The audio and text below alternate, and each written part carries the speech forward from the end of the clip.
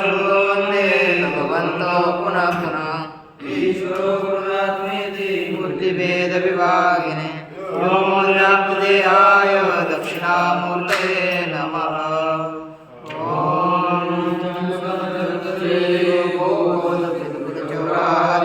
तस्मै कृष्णाय नमः। संसारमयस्य बीजाय। श्री विश्वनाथ पंचानन भट्टाचार्य द्वारा रचित न्याय सिद्धांत मुक्तावली का विचार करते हुए न्याय सिद्धांत मुक्तावली में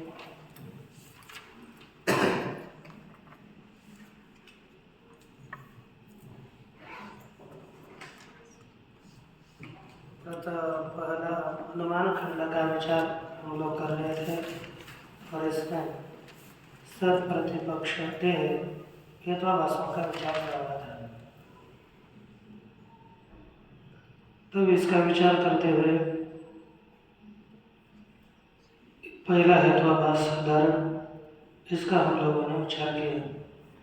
जो सपक्ष में और विपक्ष में हेतु रहता है वही साधारण में विचारी है, ये बताया। इसके पश्चात देखिए यस्तु भयस्माद् व्यावृत्तः सचा साधारणो मतः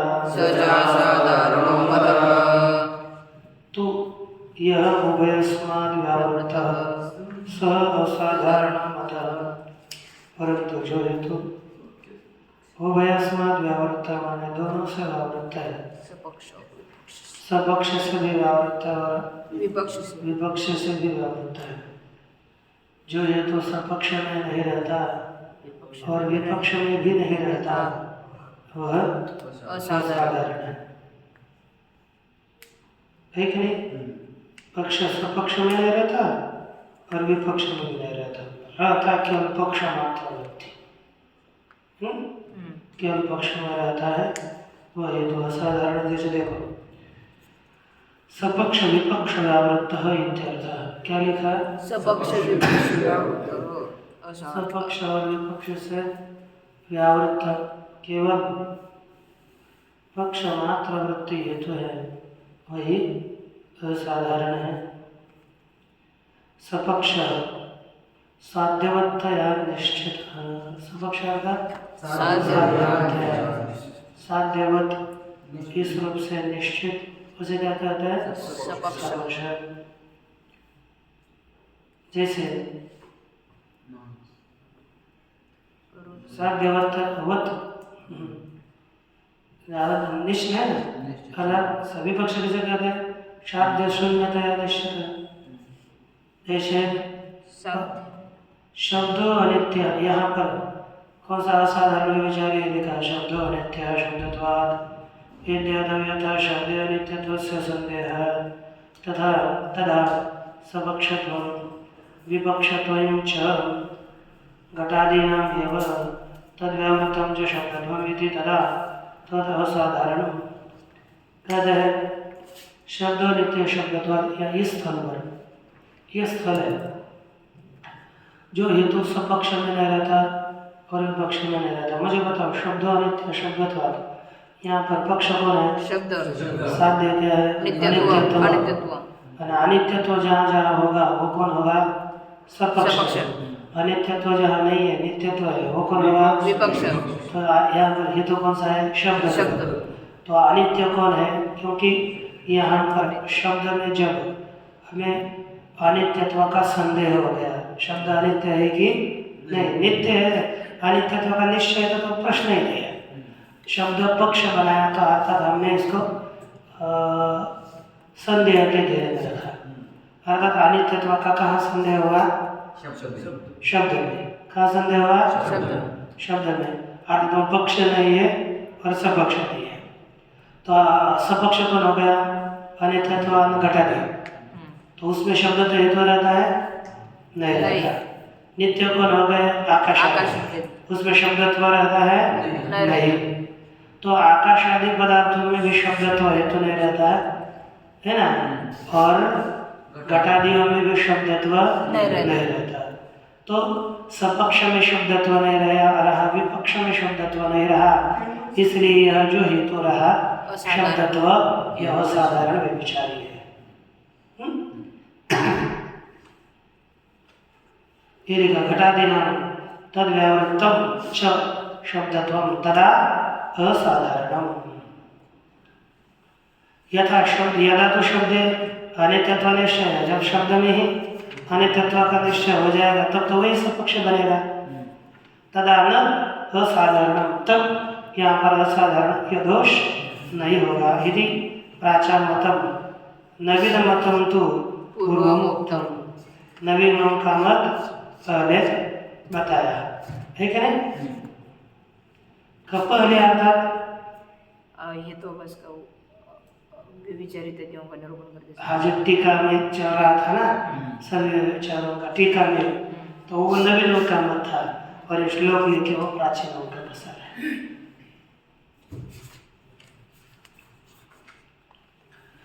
तथैवानुपसंहारी केवलान्वयी पक्षतः कहते उसी प्रकार अनुपसंहारी कौन है? केवलान्वयी पक्ष कह। साध्य का ऐसा लिखना चाहिए था, लेकिन क्या लिखा? केवलान्वयी पक्ष कह। केवलान्वयी साध्य कह पीछे के अनुसार है। अरे केवलान्वयी पक्ष है, केवल अन्वयी है पक्ष जिसका, अर्थात सकल पक्ष है जिसका, ऐसा जो हेतु उसे क्या कहेंगे? अनुपसंहारी, ये बताएंगे। और आपको नवीनों के मत के अनुसार पहले बताना केवल अन्वयी साध्य का, ये पहले बताया। देखो इसका उदाहरण दे रहे, परतो वन्यमान सत्वात् इति तत्रादिमो भवेत्, है ना? तुरंत देख रहा है कि कब पाठ स्वामी से करेंगे। परतो वन्यमान सत्वात्, तो पर्वत वन्य वाला है, क्यों? सत्ता होने से। तो देखो ये भी विचारी है, कौन सा? साधारण विचारी, क्योंकि वन्यमान हो गया पर्वत, सत्ता तो बहुत में रहती है, और वन्य भाव वाले में सब में सत्ता रहती है, गुणादियों में भी रहती है, कर्म में भी रहती है। तो यह कौन सा विचार, कौन सा है? साधारण। साध्य भाव वाले में हेतु कारण है, इसलिए साधारण विचार है। दूसरा कौन सा है? देखो पृथ्वी नित्य गंधवत्वात् इति साधकस्तः, अपरार्थात् असाधारण विचार है। पृथ्वी नित्य गंधवत्वात्, पृथ्वी नित्य है क्यों? गंध वाले होने से। तो यहाँ पर सपक पक्ष कौन है? पृथ्वी। सपक्ष कौन है? आकाश। विपक्ष कौन है? वायुवादी। तो सपक्ष विपक्ष से आवृत्त हेतु है पृथ्वी, तो केवल पृथ्वी में रहता है, इसलिए यह हेतु असाधारण विचारी है। सर्वं तुच्छं प्रमेयत्वात् इति तत्र अंतिमो भवेत्। सर्वं तुच्छं, सब तुच्छ है क्यों? प्रमेयत्व होने से। तो यह हेतु है ना, या सर्वम सभी पक्ष में, केवल अन्वयी पक्ष हो गया ना, इधर सबको पक्ष ही रखा है, सभी पक्ष है तो केवल अन्वयी पक्ष हो गया, सकल पक्ष हो गया, सब जगत पक्ष हो गया, सब पक्ष विपक्ष रहा ही नहीं।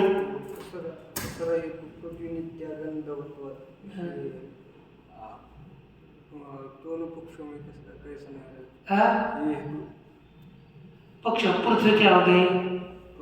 तब हो गया पक्ष में आ गई वो, तो पृथ्वी का सब पक्ष और विपक्ष, पृथ्वी तो नहीं होगी ना। अच्छा चलो, अब साध्य कौन है? नित्यत्व। नित्यत्व वाला वो सपक्ष होता है, तो कौन हो गया? आकाश आदि, उसमें पृथ्वीत्व रहता है। हाँ? अरे मैं बोलता पृथ्वी कौन है? पक्ष है ना, परमाणु पृथ्वी कौन है? मैं बोल सकल पृथ्वी पक्ष है ना, सकल पृथ्वी पक्ष है, वो भी सपक्ष नहीं होगी, पक्ष ही सपक्ष होता है क्या? फिर इसलिए सपक्ष कौन होगा? पक्ष अलग, विपक्ष अलग, सपक्ष अलग। जहाँ साध्य को सिद्ध करने के लिए प्रवृत्त होता है उसको क्या कहते हैं? नहीं, लेकिन वो क्या है? सपक्ष है। आप देखो सपक्ष कौन हो जाएगा? आकाश है, उसमें हेतु रहता है क्या? पक्ष। समझो क्या करना है हमें, पक्षों को छोड़कर, इसलिए लिखा ही दोनों सपक्ष। पक्ष में नहीं, सपक्ष और विपक्ष में हेतु रहेगा, उसको क्या कहेंगे? असाधारण विचारे। अब देखो आकाशादि में हेतु रहता है, इसमें घटादियों में भी, घटादि नहीं वायुवादी में है हेतु रहता है। वायुवादी हो गए विपक्ष और पृथ्वी हो गई आकाशादि हो गए सपक्ष। और में हेतु रहने के कारण वो क्या हो जाएगा? असाधारण विचारे। ये इसको मान कर गया न रहने के कारण हेतु, अब उनमें न रहने के कारण असाधारण विचार। जब आप पृथ्वी को ही नित्यत्व परमाणु को लेकर मानोगे तब यहाँ पर कोई दोष भी नहीं होगा, अनुमान करने की आवश्यकता भी नहीं, साध्य का निश्चय हो गया है कि नहीं? जब नहीं होता, जब हम सबको पक्ष बनाते हैं तभी, जब निर्णय नहीं हुआ तभी, और यही होगा।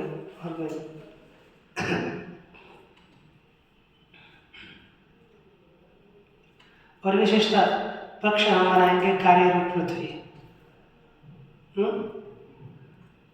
कार्यरूप पृथ्वी, और नित्य पृथ्वी लेंगे ना फिर बाद में, कार्यरूप पृथ्वी को पक्ष बनाएंगे, तब दूसरा एक हो जाएगा कौन सा?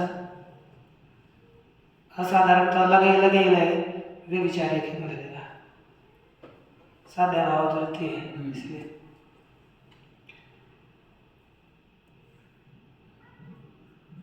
साध्य नित्य तो है ना। हाँ, ये साध्य भाव बोलते क्या? ये होगा, अन्य जगह पर है।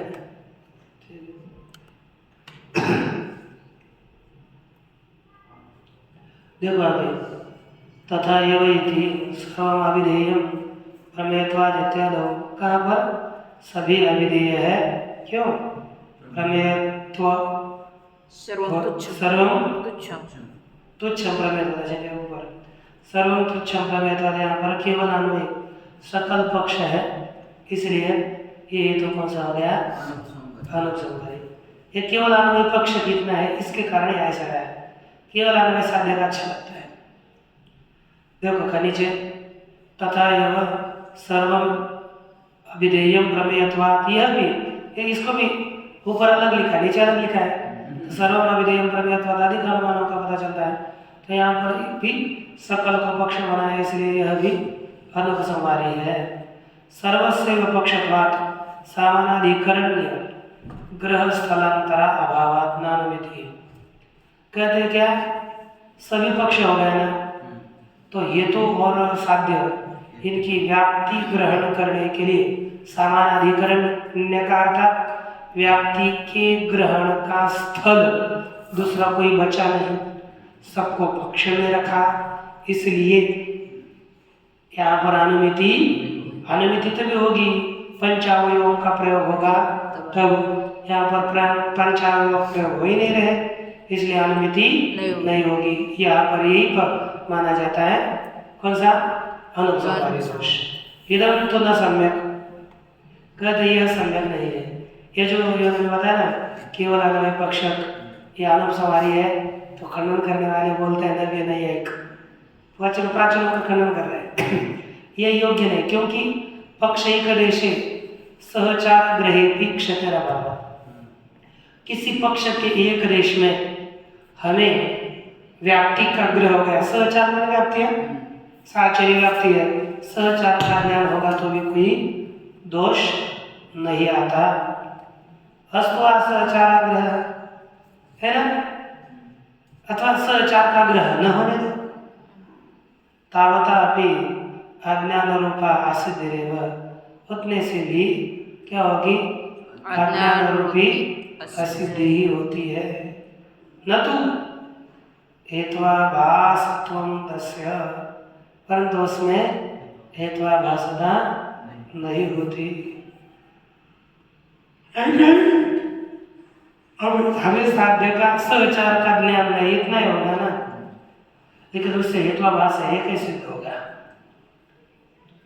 हेतु आभास हाँ, ये तो इसका सहचार ज्ञान नहीं है, ये कहोगे, लेकिन हेत्वाभासता सर्वम प्रमेय सर्वम तुच्छम प्रमेयत्वात् इत्यादियों में हेत्वाभासता नहीं आएगी। न तो हेत्वाभासत्वं तस्य तथापि केवलान्वयी साध्यकत्वं तत्वमिति उक्तम। तो भी हमने केवलान्वयी साध्यकत्वं किम हेत्वाभासत्वं हमने बताया ही है। केवलान्वयी साध्यक जो वही हेत्वाभास है, हमने कहा, तो इसी को आपको हेत्वाभास रूप से ध्यान में रखना है। तो अब देखो आगे,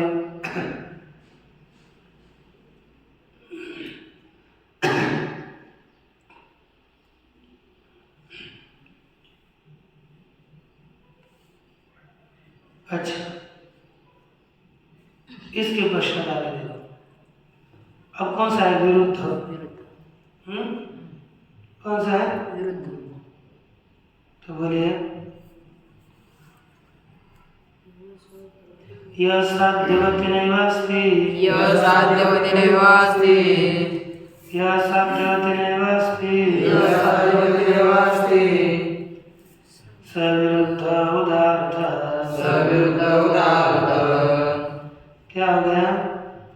जो साध्य वाले में नहीं रहता वह विरुद्ध हेतु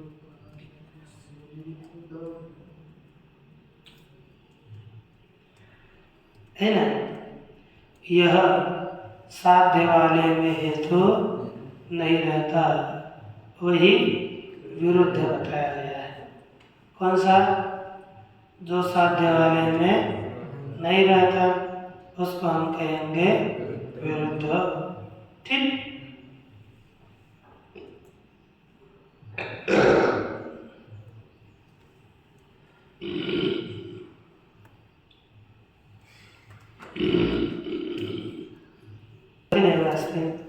जो साध्य वाले में नहीं रहता वही विरुद्ध है। जहाँ जहाँ साध्य होता है ना, वहाँ वहाँ हेतु नहीं रहता।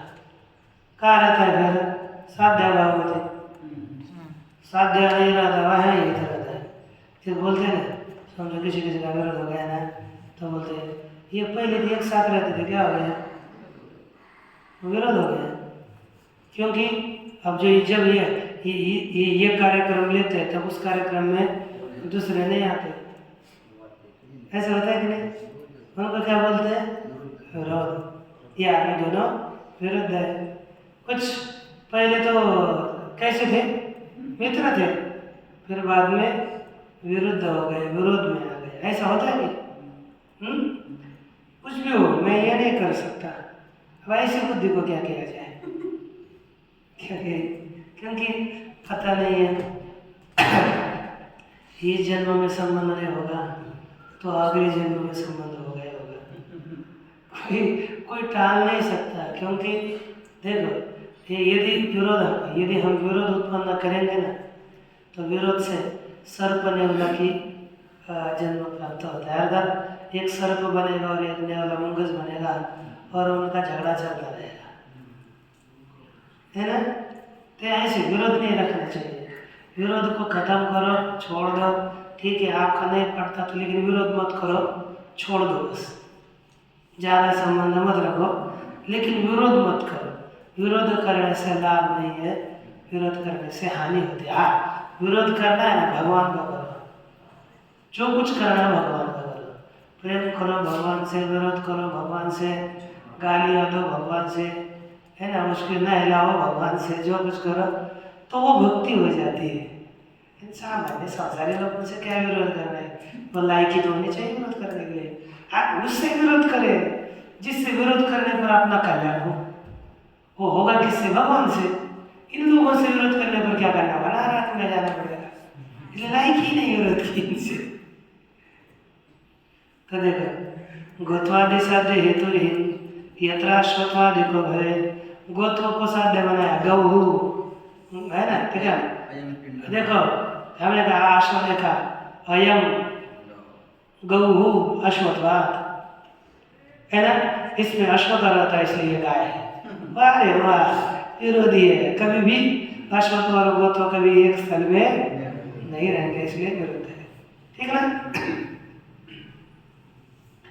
यह साध्यवती एवं कारेण साध्यवत्वावच्छेदेन हेत्वा भाव बोधिना। तो यहाँ पर एवं कार से क्या कहा, जहाँ साध्यवत है, जो साध्य वाला है, वहाँ पर किसका अभाव, हेतु का अभाव बोधित किया। जहाँ साध्य है वहाँ पर हेतु न रहना, है ना, यही विरुद्ध है। और जहाँ हेतु है वह साध्य नहीं रहता, दोनों का विरोध है कि नहीं। तथा च साध्य व्यापकी भूता भाव वृत्ति, साध्य की अपेक्षा से व्यापक का भाव किसका, जहाँ साध्य व्यापकी भूत कौन, अभाव। जहाँ साध्य है वहाँ पर हेतु का अभाव है। तो यत्र यत्र साध्यम तत्र तत्र हेत्वाभाव। तो साध्य की अपेक्षा से व्यापक कौन हो गया, हेत्वाभाव। उसका प्रतियोगी हेतु, प्रतियोगित्व हेतु में। तो साध्य व्यापकी भूताभाव हेत्वाभाव तत्प्रतियोगित्व हेतु, इस तरह से वो हेतु कौन सा हो गया, विरुद्ध हुआ। ठीक। इसके पश्चात आश्रय सिद्धिराद्यस्य स्वरूपा सिद्धिरप्यत व्याप्यत्वा सिद्धिरपरा स्याद सिद्धिरतस्थिता। कहते आश्रय सिद्धि एक है, स्वरूपा सिद्धि दूसरी है और व्याप्यत्व सिद्धि तीसरी है। इस प्रकार आश्रय सिद्धि तीन प्रकार की है। असिद्धि तीन प्रकार की हो गई। असिद्धम विभजते आश्रय सिद्धादि। असिद्ध का विभाजन करते हैं आश्रय सिद्धि इत्यादि के द्वारा। ठीक ना, किया। अब पहले कौन सी है, तो देखो पक्ष सिद्धिर्यत्र पक्षो भवेन् मणिमयो गिरिः। पक्ष सिद्धि माने आश्रय सिद्धि कहाँ पर है, यत्र पक्ष मणिमय गिरि भवेत्, जहाँ पर मणिमय, मणिमार्ग सुवर्ण नहीं, मणि अर्थात मणि जैसे होता है ना, कौन सा आप करो ये जो हरे मणि सब है, नील मणि है, रक्त मणि है, आपका क्या बोलते हो कोहिनूर, क्या हीरा है, ये सब मणि है ना। तो मणि वाला गिरी है, जैसे उसको कुआं में मिला था ना वो नीलमणि, वो नील था। एक मणिमय गिरी कृष्ण, जहाँ पर मणिमय मणि है ना, मणि वाला पर्वत है, वहाँ पर आश्रय सिद्धि है। फिर पक्ष सिद्धि, आश्रय सिद्धि रुद्रोद्रव्यम धूर्मवत्वा रुद्रोद्रव्यम धूर्मवत्वा, यहाँ पर दूसरी स्वरूप सिद्धि है, क्योंकि हृदय रुद्र में अर्थात जलाशय में क्या नहीं रहता, धूम नहीं रहता। महाराज महाराज जलाशय में धूम नहीं रहता, कुलकल रख रहा था वो। अच्छा इधर है, इधर था ना, अच्छा इधर गया, मैं इधर भी देख रहा हूँ क्योंकि इधर से बात के बारे में बोलने लगे थे। तो यह कौन सी सिद्धि है, दूसरी स्वरूपा सिद्धि है। अपना स्वरूपा सिद्धि इत्यर्थ है ना, यह स्वरूपा सिद्धि। अरे आपने अपने जगह पर बैठो, तो इधर का आओ भीतर मुझे देखो व्याप्यत्वा सिद्धिरपरा नीलधूमादिके भवे। देखो अपरा व्याप्यत्वा सिद्धि कहाँ पर होती है, नीलधूमादिक। आपको क्या है, नीलधूमत्व ये अवच्छेदक होगा, तो यहाँ पर व्याप्यत्व सिद्धि मानी गई है। साध्य सिद्धि वगैरह इसके अंतर्गत है। देखो नीलधूमादिकी, नीलधूमादिकम गुरुतया न हेतुतावच्छेदकम, है कि नहीं। नीलधूमादिक गुरु होने के कारण हेतुतावच्छेदक नहीं है। हेतुतावच्छेदक कौन होता है, स्वसमानाधिकरण व्याप्यतावच्छेदक धर्मांतर घटित सेव व्याप्यतावच्छेदकत्व। देखो स्व समानाधिकरण, स्व से क्या लेना है? गुरु धर्म, जैसे नील ध्रुवत्व। ये टीका में भी लिखा है, आपको ज़्यादा परेशान न हो। स्व से क्या लेना है? गुरु धर्म, स्व समानाधिकरण यानी नील धूमत्व समानाधिकरण, एक अधिकरण में रहना कौन सा धर्म है? धूमत्व। ठीक है ना? वही को व्याप्यतावच्छेदक है। वही कौन है? व्याप्य धर्मांतरम धूमत्वम तद घटितम एवं व्यर्थ विशेषण घटितम, तद घटिता का व्यर्थ विशेषण से घटित नील धूमत्वम न तो तद घटितम। कौन घटित है? व्यर्थ विशेषण घटित हो गया धूमत्व, लेकिन नील धूमत्व व्यर्थ विशेषण घटित नहीं है। धर्मांतरा घटित, तद घटित लेना। देखो दूसरे धर्म से अघटित, क्या नील धूमत्व है ना, दूसरे धर्म से घटित है, और धूमत्व है वह अन्य धूमों से घटित, विशेषणों से घटित नहीं। लिखा क्या रखा? स्व समानाधिकरण व्याप्यतावच्छेदक धर्मांतर से अघटित जो होता है वही व्याप्यतावच्छेदक होता है। धर्मांतर से अघटित वही व्याप्यतावच्छेदक होता है, बाकी व्याप्यतावच्छेदक नहीं होता। अर्थात नील धूमत्व व्याप्यतावच्छेदक क्यों नहीं है? तो तद घटित है, वह व्यर्थ विशेषण घटित है, लेकिन धूमत्व व्यर्थ विशेषण घटित नहीं क्यों? देखो नील धूमत्व में व्यर्थ विशेषण क्या है? नीलत्व। नील धूमत्व में व्यर्थ विशेषण क्या है? नीलत्व। ये नीलत्व से घटित है ना, वो नीलत्व देने की आवश्यकता है क्या? नहीं, धूमत्व से काम चलता है ना, तो नीलत्व व्यर्थ है कि नहीं? तो व्यर्थ विशेषण घटित जो होता है वह व्याप्यतावच्छेदक हेतुतावच्छेदक नहीं होता। हेतुतावच्छेदक वह होता है व्यर्थ विशेषण से घटित नहीं, वह हेतुतावच्छेदक होता है। धूम प्राग भावत्व संग्रहाय स्वसमानाधिकरण यदि कहते हैं। धूम प्राग भावत्व इनका भी संग्रह करने के लिए क्या लिखा? स्वसमानाधिकरण। एक ही अधिकरण में होगा तभी, नहीं तो भिन्न अधिकरण में होगा तो वहाँ पर स्वसमानाधिकरण है ना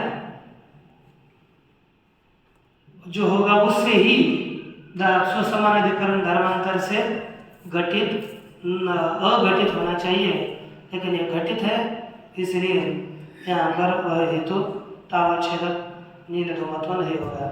और सत प्रतिपक्षता लिखी विरुद्धयो परामर्शे हेतु सत प्रतिपक्षता। दो विरुद्ध परामर्श होंगे है ना,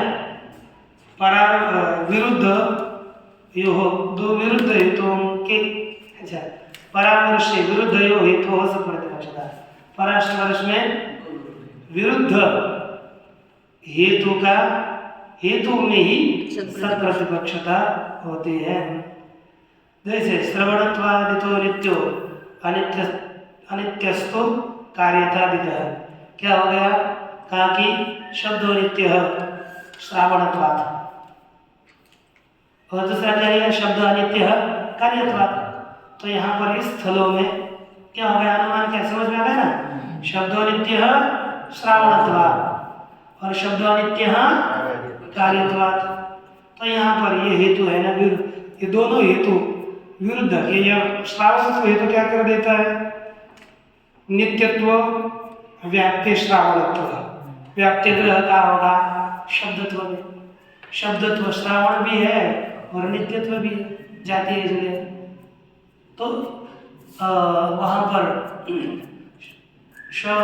नित्यत्व व्याप्ति श्रावणत्व श्रावत्ववान ये परामर्श हो गया, और अनित्यत्व व्याप्य कार्यत्ववान ये दो परामर्श विरुद्ध हो गए। एक नित्यत्व को सिद्ध करता है और एक अनित्यत्व को सिद्ध करता है। ऐसे दो हेतु एक जगह पर आएंगे तो उसका क्या कहेंगे? सत प्रतिपक्ष है।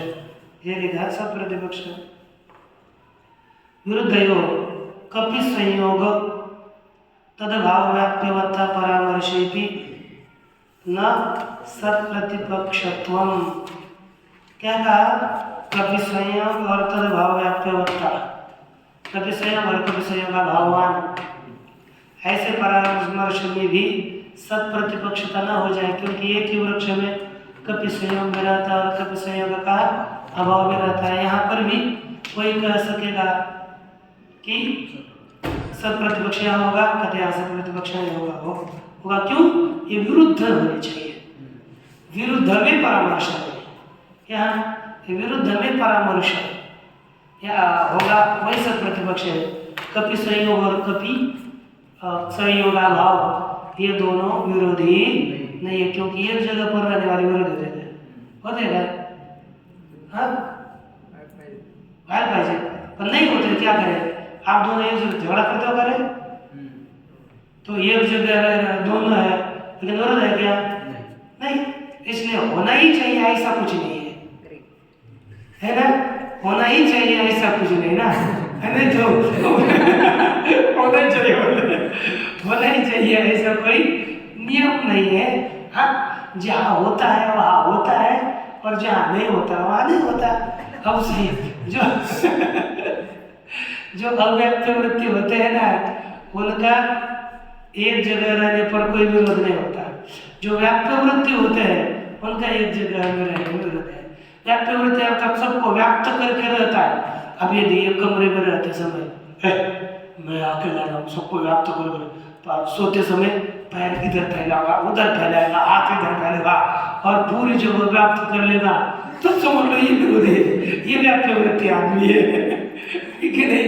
और कोने में एक सो रहा है, वो व्याप्त वृत्ति आकर दूसरा सो जाएगा, उसमें विरोध नहीं होता। वैसे संयोग है ना? और संयोग का अभाव तो वैसा है क्या? तो क्या हो गया है? वो व्याप्त वृत्ति है ना? व्याप्त वृत्ति का विरोध होता है, और व्याप्त वृत्ति का परस्पर में विरोध नहीं होता है। ध्यान में आ गया? तो देखो, तथा च स्वसाध्य विरुद्ध साध्य भाव स्व साध्य के विरुद्ध खुद के, जैसे स्व से लेंगे श्रावणत्व हेतु, उसका साध्य क्या है? नित्यत्व। स्वसाध्यम नित्य स्वम श्रावणत्वम, स्वसाध्यम नित्यत्वम, तद विरुद्ध साध्याभाव अनित्यत्वम। उसका व्याप्तियो कार्यत्व है ना? उस कार्यत्ववत्ता परामर्श कालीन, इसी कालीन क्या हो गया? साध्य व्याप्यवत्ता परामर्श। उसी काल में हमें क्या हो रहा है? साध्य नित्यत्व व्याप्यवत्ता अगर नित्यत्व व्याप्य श्रावणत्व, ऐसा अर्थात दो विरोधी परामर्श हो गए।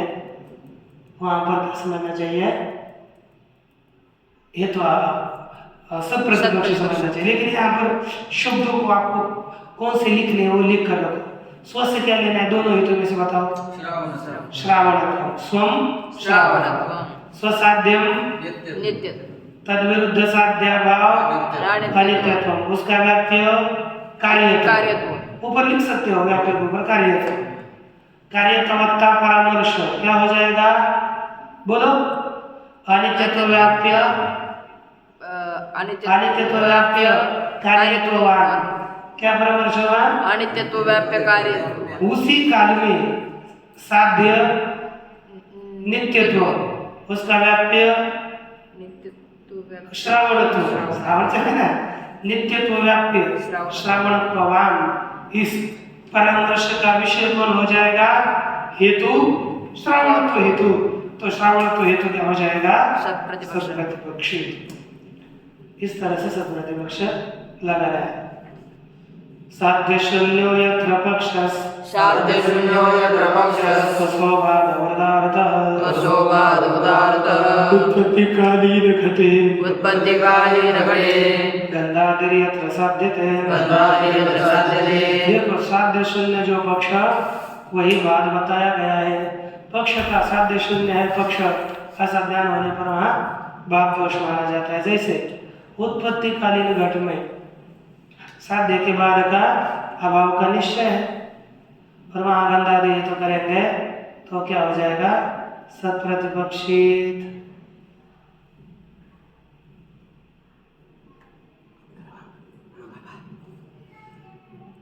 पक्षतावच्छेदक विशिष्ट है इत्यादि। क्या हो गया? पक्षतावच्छेदक से विशिष्ट है। तेन घटे गंध सत्वे भी, उसके कारण घट में क्या होने पर? गंध होने पर भी न क्षति, कोई क्षति नहीं है।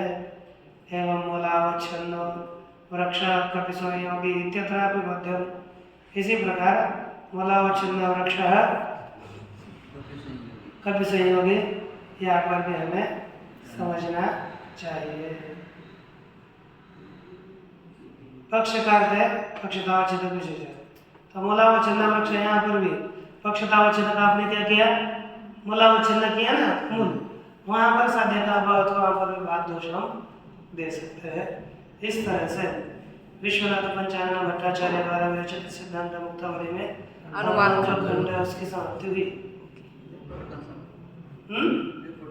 इस प्रकार इसकी पूर्ति होने के बाद अब उपमान आएगा, माने परसों आएगा उपमान करना। ओम भगवता पूर्णमेवावश्यते। ओम शांति शांति शांति।